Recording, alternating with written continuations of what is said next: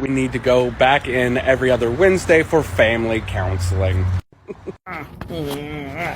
Okay, I'm going to go ahead and comment on this one nice. Quinn, I don't know how much of the story is real, because you're freaking Quinn Pratt.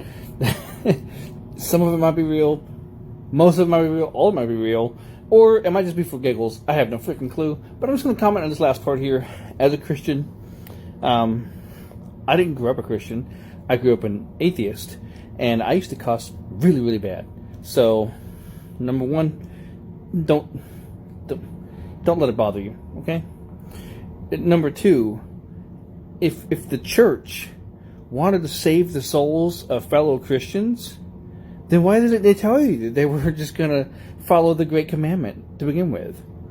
The church is not there for the Christians. The church is there for the non-saved. They should expect people to be in the church who don't live like them, who don't believe like them, who don't behave like them, who don't dress like them, smell like them, look like them, whatever.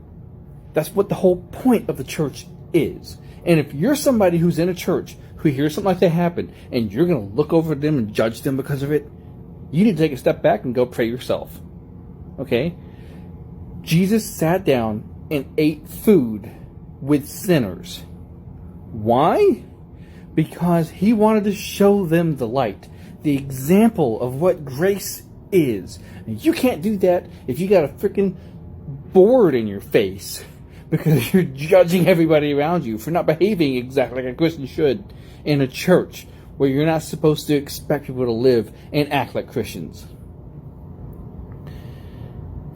It really bothers me that there's a lot of Christians out there who behave like this, who behave like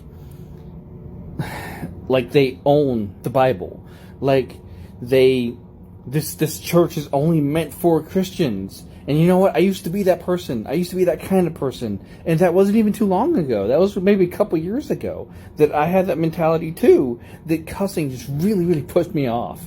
And it takes a lot for me to sit down and say, just because I struggled with my own sin doesn't mean that it's my place to judge somebody else who's struggling with their own sin. We're all of us are guilty